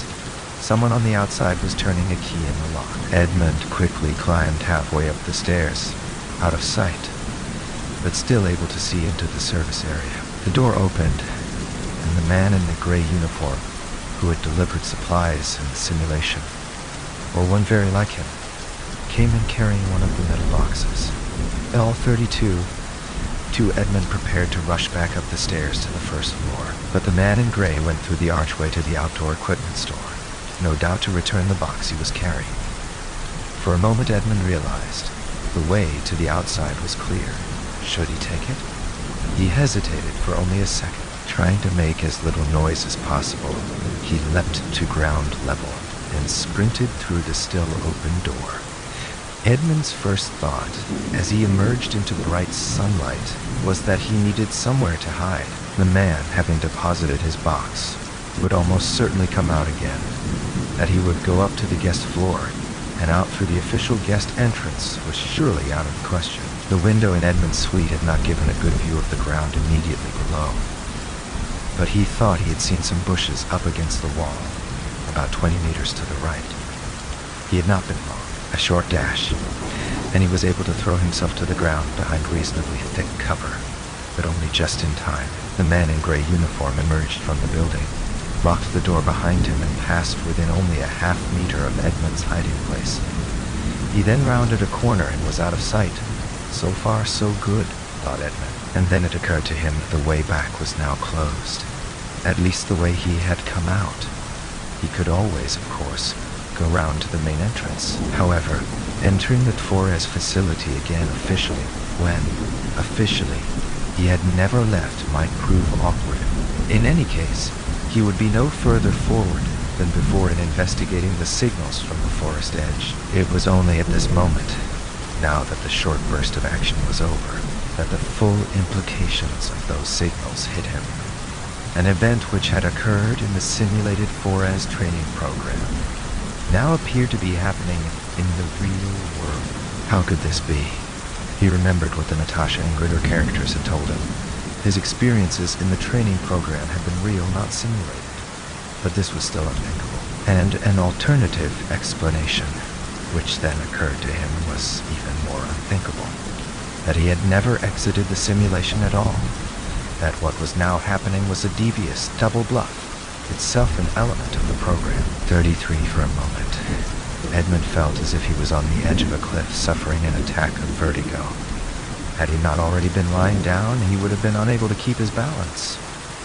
Then he pulled himself together. Though there seemed to be no sure way to establish the truth, one course of action was open. He would cross over to the forest edge and find the source of the flashed signals. If it turned out to be Natasha, and he had to admit that he strongly hoped it would be. He could at least question her further, and he could perhaps learn something even from a simulation. The decision made, Edmund got to his feet and looked across the stretch of grass towards the electrified fence. If the simulation was consistent, or had been an accurate reflection of reality, or had been reality, there would be a tunnel under it, more or less, a direct line between where the signal had come from and the door into the storage area. Crouching, he ran to the approximate spot. And yes, there it was, a trench concealed by a grass-covered lattice of branches, deep enough to let him crawl to the other side without being electrocuted. Still crouching, though anyone happening to look out of the Torres building would have had little difficulty in spotting him, he reached the edge of the forest and dived into the darkness. He had been spotted, but not from where he had come. Once again he was grabbed from behind, but this time far less violently, and a long-fingered hand was placed over his mouth. He was able to turn. It was, of course, Natasha. Behind, Fogli. For a moment, she kept her hand over Edmund's mouth, at the same time hissing, "Shh," into his ear. When he nodded, she let go, and signaled that they should go deeper into the trees. Edmund followed for about 100 meters, after which she suddenly stopped, turned, and pointed at him. She was not smiling. "Why you are coming back?" she asked. "What they say to you?" "I've come back because I saw you signaling with the mirror," Edmund replied, miming with one hand to get his meaning across. "I thought you could tell me what's happening." "Not sent by Forrest," Natasha continued. Her attitude was still unfriendly. "No, absolutely not," Edmund replied. "They don't know I'm here," he added, hoping that it was true. "You escape?" Natasha asked, her voice less hostile. She took a step towards him, smiling. Was she about to kiss him again? If so, he had to resist the tempting distraction. "Yes, I need to know the truth," Edmund answered. "They said before it was a simulation, a training program." "Now, is this a simulation? Not simulation," Natasha replied vehemently. "Real. Last time, real also." "We tell you. But why?" Edmund asked. "Pokumu is military program," Natasha answered. "Condition soldiers to fight with no fear." Then she added, "I'm psycholog, qualified Moscow University last year. So how do you come to be here in Belarus?" Edmund went on, pointing at Natasha and then in the direction of the Torres building to clarify the question. "Me job," Natasha replied curtly. Then, "Forez give much money to help make program, but bad, not legalno. So run away," Grigor saying. If what she was saying were true, thought Edmund, then Forez, Anna, had been lying from the start. It was possible he had discovered some dark military secret, and that meant he was now in serious danger. They would hardly let him go back to London as if nothing had happened. But then, why on earth would they have got him involved in the first place? On the other hand, it was also possible that Natasha was wrong.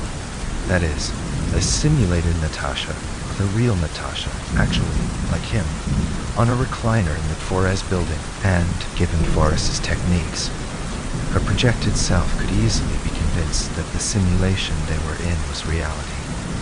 I'll 35 to that explanation, though also raised awkward questions. What, for example, was the point of trying to convince him, within the simulation, that Forez was acting illegally?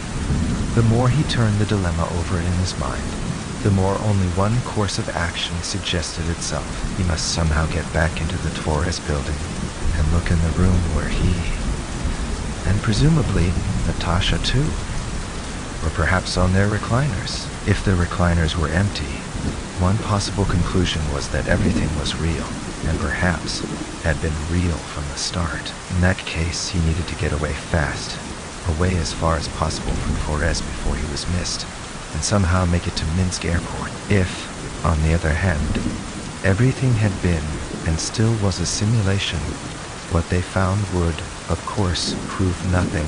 But then, what would happen if he... That is, the simulated he, as he was now, tried to liberate from the simulation another simulated he on the recliner. The situation would be full of paradox. The whole program might crash, and he would be definitively back in the real world. He had to find out the truth. It was worth a try. His first problem was to let Natasha know what he had in mind. Her English was, by quite a distance, ahead of his Russian. Even so, when he began to outline his plan, pointing in the direction of the Torres buildings and signaling that they should go there, she backed away in horror. She had understood, evidently, that he was encouraging her to surrender.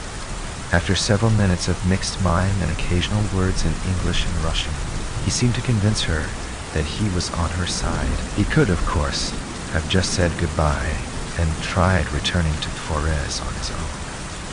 But it had occurred to him from the start that this would be impossible without someone more familiar with the facility's layout than he was. Even if he could somehow get in the same way he had exited, the only way from the guest suite to the main buildings was via the main, well-guarded entrance. He needed her to show him how to get in without alerting any of the official military personnel.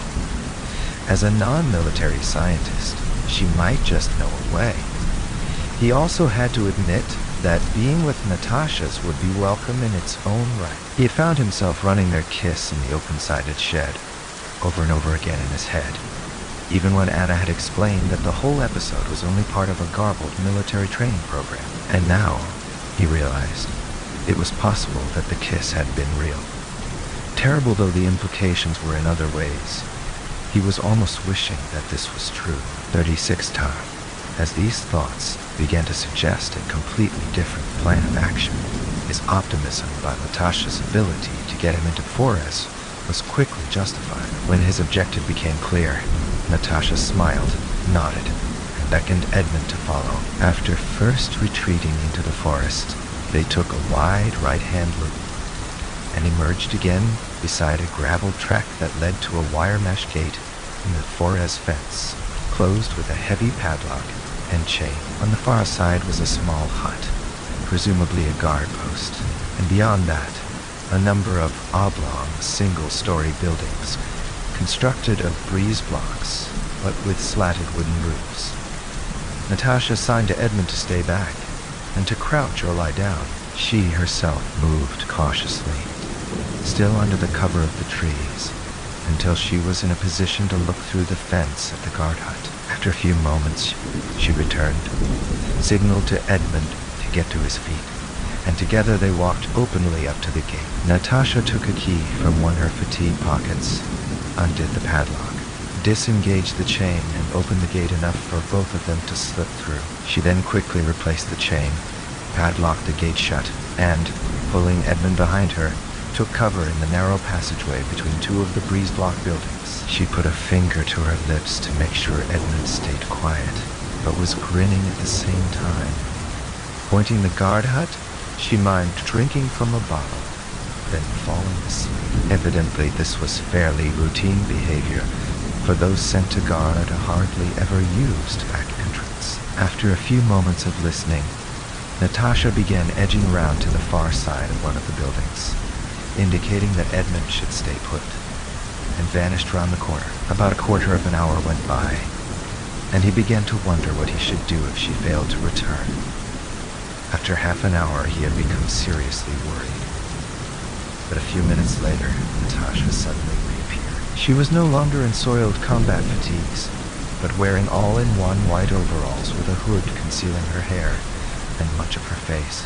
For a heart-stopping moment, indeed, Edmund had not recognized her. She had brought with her a second, larger white all-in-one, which he was evidently supposed to put on. Once he had done so, Natasha beckoned him to follow. Together they walked openly up a dirt path, reinforced with wire mesh, towards the Forez main buildings. Edmund was astonished and full of admiration at the speed and efficiency with which Natasha had operated once she had known what he wanted. The side door, which they eventually came to, was guarded by a young soldier in combat fatigues. For a moment, it looked as though he was going to check their identities, and Edmund got ready to run. but Natasha flashed some kind of pass at him, together with a quick smile, and he stood aside to let them both in. On the opposite side of a small vestibule were a pair of swing doors. They crossed and pushed through. Oh, they were in the casualty ward. On either side of this central passageway was a row of beds, each holding a patient, bandaged on an arm, a leg, the head, or in some cases, the whole body. Those whose faces were visible all had the same Central Asian features as the subjects in the combat scenarios. Looking more closely, Edmund had the uneasy feeling that he half recognized one. A man who appeared to have a broken nose. Another, his neck in a brace and heavily bandaged, was attached some kind of respirator. Could he be, Edmund thought, the man in the unarmed combat simulation who had killed his opponent? And then the presiding officer, with a stone? He looked around to see Natasha urgently beckoning. She pointed to a side door, and he followed her through it into a passageway. On either side were several doors with barred grills at eye level. Natasha again beckoned for him to come closer, then whispered, "See, not simulation. All real men, some now dead." Edmund could not stop himself from shivering, as if the temperature had suddenly dropped below zero. Those combat scenarios they had programmed in London. Forez had never run them. Instead, they had carried them out in real life, tricking him into believing it was a simulation. Men had fought and died in front of him. Men had fought and died in front of him. Had they also thought it was a simulation? Why? He whispered to Natasha. "Oh, Kimu." But she put her fingers to her lips and indicated that he should stay where he was. "I go for Grigor," she told him, pointing to the end of the passageway where there was another set of swing doors. Edmund tried to follow, but she signaled him back, gave him a quick kiss on the cheek. He found himself feeling disappointed there had not been more, then went to the doors and through them. He was again on his own, and in shock. Gerdier taught for some minutes. Edmund stayed exactly where he was. Then he decided that he must find out more. He walked quietly to one of the grilled doors off the corridor and looked in. It was a prison cell. A man in combat fatigues, with the same build and features as the others, was lying on a wooden shelf, either asleep or unconscious. Moving along the corridor, he looked through the other grills. The rooms were identical, all but one with a sleeping, unconscious, or possibly, Edmund realized, dead inmate. These were almost certainly the volunteers for participation in his project, promised by Anna. Thinking of Anna brought him back with a jolt to awareness of his situation. There was no question anymore of bringing himself out of simulation by confronting another self on the recliner. This was reality. And it was obvious, too, that Forez could not let him return to London with that information.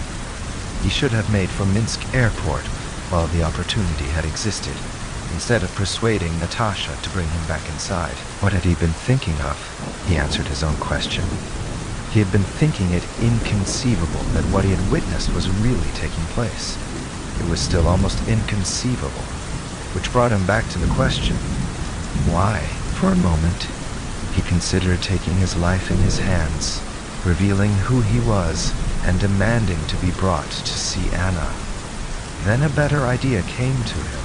With luck, he had not yet been missed from the guest suite. If he could somehow get back there, he could reappear officially, as if he had never left, but now knowing that the whole thing was a fraud. If he was clever, he might get Anna, or one of the other members of the team assigned to him, to let something slip. The first problem was that he had no idea how to get from where he was. Presumably, the medical section of some kind of prison wing, to the area holding the guest suite. This could only be solved when Natasha returned. The second problem was more serious. How could he get back to his rooms without being seen? Going back the way he had come, through the service area, was now impossible. The only way was to go to the main lobby and pretend to have just come down from the guest suite. Sir 39 Hun, he returned to the spot where Natasha had left. No one else had yet come into the corridor, but surely it was only a matter of time before someone did, if only to check on the prisoners. He looked up and down to see whether there was a hiding place. There was nothing obvious. But perhaps the one empty cell at the far end of the corridor was open. He walked quickly past the occupied calls, and, yes, the final door was slightly ajar. Hiding there would be as good a line of retreat as any. And then the door at the other end of the corridor, the one through which he and Natasha had come, swung open, and a white-coated figure came into the corridor. Hoping that he was in time before the figure looked up towards him, Edmund slipped into the empty cell and pushed the door to, flattening himself against the wall beside it. He heard footsteps approaching, not steadily, but with pauses every now and again. As he had predicted, someone had been sent to check on the prisoners. The footsteps grew louder. They reached the adjoining cell. Then they stopped immediately outside Edmund's door. If the figure looked through the grill, he would not be seen. But if he, or possibly she, came in, he would have to act. Though, even given surprise, he did not much rate his chances, a university lecturer against a soldier possibly trained in unarmed combat. Instead of pushing the door open and entering the cell, the figure partly opened it, and then slammed it shut. There was the sound of a key in a lock, and then the footsteps retreated smartly back the way they had come, ending when Edmund heard the door to the casualty ward swinging closed. For some minutes, Edmund remained frozen against the wall. Then, recovering from his mild shock, he tried the door. It was, of course, securely locked. Crossing the cell, he sat down on the bench which lined one of the side walls. Concealing himself was obviously now futile. Indeed, his best hope was that Natasha would soon return, find him there, and somehow unlock the door. Given that she had already managed to get a key to one of the back entrances to Torres, there was quite a good chance that she could lay her hands on keys to the cells. 40 tome indeed. The more he thought about it, the more Edmund began to marvel at Natasha's resourcefulness. In what he had, at the time, taken for a simulation, she had easily evaded capture by the squad sent to where she and Grigor were hiding out. She seemed to have had no problems in obtaining supplies from allies within the Torres military. When convinced by him to re-enter the compound, she knew the guards would be asleep, had a key to the gate, and, once inside, had quite quickly found effective disguises for them both. For a girl just out of university, it was impressive. Indeed, almost too impressive. The more he thought about it, the more there began to grow in Edmund a very slight feeling of unease. Immediately, however, he pulled himself together. This was no time to have doubts. It was important now to plan carefully what he would do once Natasha returned, assuming she could get him safely out of the prison wing.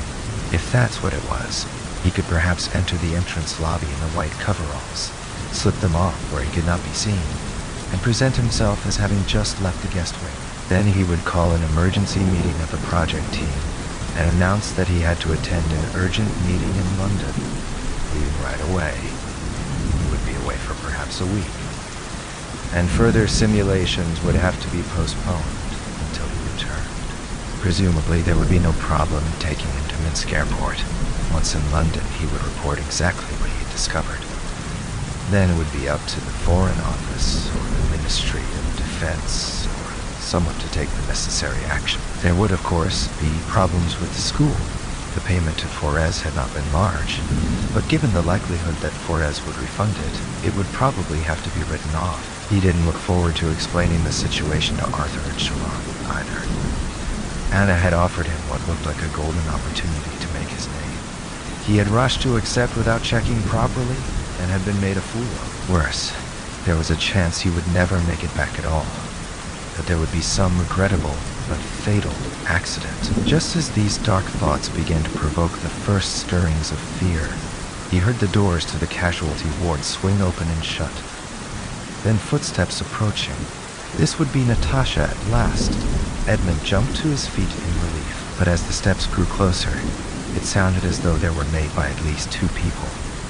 Alarmed, Edmund took up his old position against the wall to one side of the door. Me, 41? The footsteps reached the outside of the cell and stopped. There was a tapping on the glass panel in the door. Edmund remained where he was.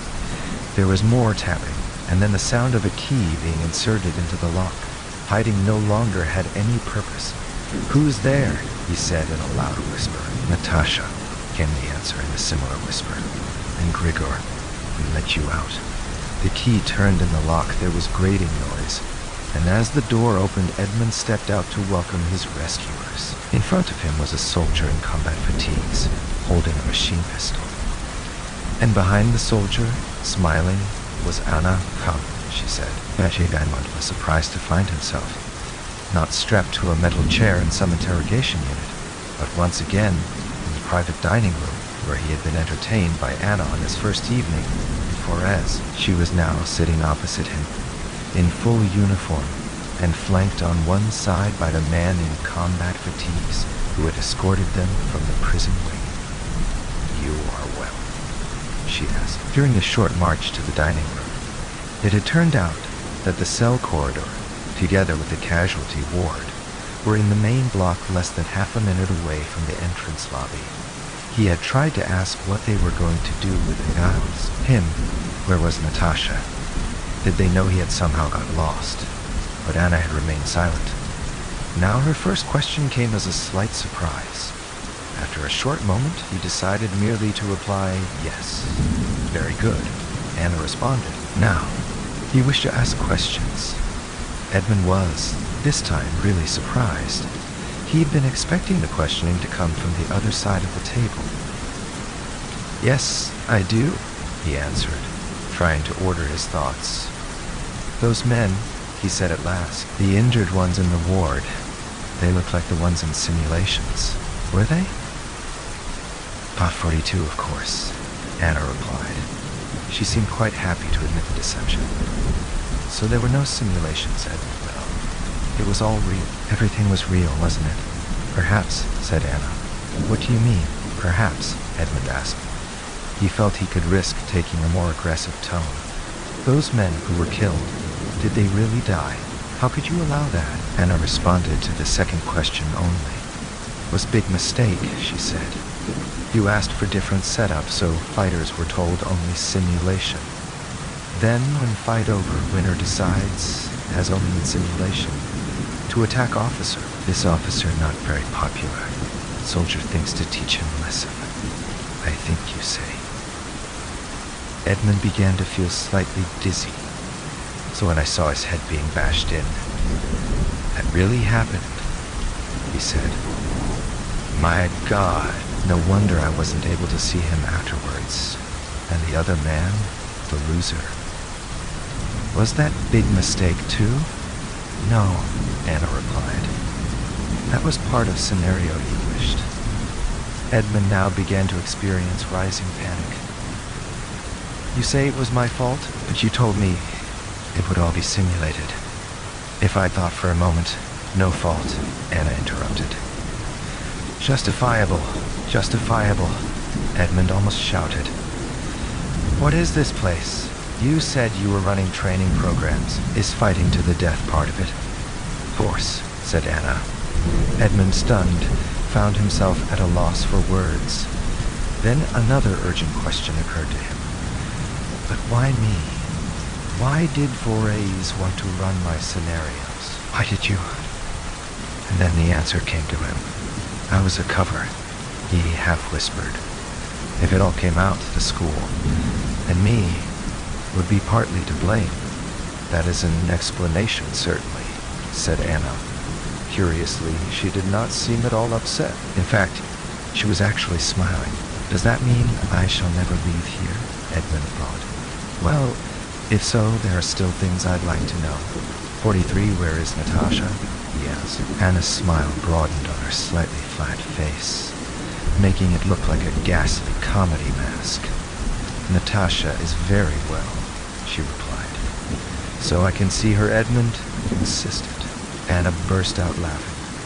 "I'm afraid that will be quite impossible," she said. "What have you done with her?" Edmund again almost shouted. "I want to see her." Anna again laughed. "I assure you," she continued, and then, it seemed, almost broke down with suppressed giggles. "I assure you that cannot happen." Edmund suddenly felt as if iced water were being poured down his spine. "Is she dead?" he asked in a low voice. To Edmund's horror, this seemed to make Anna's laughter uncontrollable. "Ah, well," she said at last, "perhaps the time has come." She rose to her feet, as did man beside her. "Now I show you something," she continued. "Please follow." This is it, thought Edmund. Firing squad? Would there be a chance to escape? Not yet. With one of the escorting soldier in behind him, he obediently followed Anna out of the room. Beyond the lobby of the Torres building, when they reached it, was entirely deserted. He would, he realized, have had no difficulty getting back into the guest suite if he had not been trapped in the cell, looking out of the main entrance, through which he now expected he would be taken. He noticed that the guards, normally stationed on either side, were now absent. Indeed, the building felt curiously empty. There were no sounds of swing doors opening and shutting, no voices coming from the small room behind the reception desk, no distant shouts or vehicle noise from outside. When unexpectedly, Anna led the way into the corridor leading to the laboratories, he was surprised to find that it too was deserted. Normally, admittedly in his only short experience, there would have been at least one or two technicians or lab assistants coming or going to the entrance lobby, or one of the storage or restrooms off the corridor. As the three moved towards the lab entrance at the far end, he noticed that a set of swing doors halfway down were those he had come through a short while earlier. This was the way to the casualty ward, and, beyond that, the cell row where Natasha had left him. Could she have returned there after all, but too late to find him? 44. As they passed the doors, Edmund decided that this was possibly his only chance. Suddenly diving to one side, he hurled himself at the doors, falling heavily to the floor once he was through. He was in a small lobby, with another set of door in front of him. These, he remembered, led directly into the ward. In some pain, he got to his feet and moved forward. Would he be able to get through before he was recaptured? Then he realized that no one had come after him. Puzzled but thankful, he pushed the far doors open and went into the casualty ward. It too was deserted. The rows of beds were still there, but now they were empty, the bedclothes made up neatly. In less than an hour, the whole room had been cleared of the injured. Nor was there any staff. Even more puzzled, Edmund crossed to the far side and went through the doors to the corridor beyond, hoping desperately that Natasha would be there waiting with an explanation. But there was no one. Could injured and staff, he wondered, have been rounded up and locked in the cells for some reason? He looked into the first one, where before there had been a sleeping figure. It was empty. So were the others. Now completely bewildered, Edmund returned through the doors to the casualty ward. Anna and the escort were waiting for him on the far side. "Better you come with us," Anna said quietly. Once again, Edmund was led through the two sets of swing doors, and then followed Anna towards the laboratories. With a start, he realized that this had been his objective all along. At the time, he had thought he could find out definitively whether or not he was in a simulation. Now he knew the truth. Anna led him through the doors to the lab, then stood back while he advanced to the short row of recliners. He looked at the one which he had earlier occupied. There was a figure on it, wearing dark trousers and a white shirt, exactly the same clothes that he himself was wearing under the white coverall. Baffled, he went to the recliner, removed the figure's goggles, and looked down. He is staring into his own face. Old 45 Edmund finds it impossible to draw breath. The room around him begins to lose focus. He falls sideways onto the recliner and comes to rest lying across his own torso. But before losing consciousness, he glances back at the doorway. Anna is no longer there. Instead, Natasha is looking at him through her long blonde hair. with a curious, lopsided smile. Amin looks down the row of stations. Next to him, Arthur is still stretched out in his pod, evidently not yet out of simulation. But beyond him, Siobhan also has her headset off. Beyond her, the other stations are empty. Siobhan looks sideways at him, her expression a mixture of nervousness and bravado with a definite dash of coquetry. "Well, what do you think?" she says.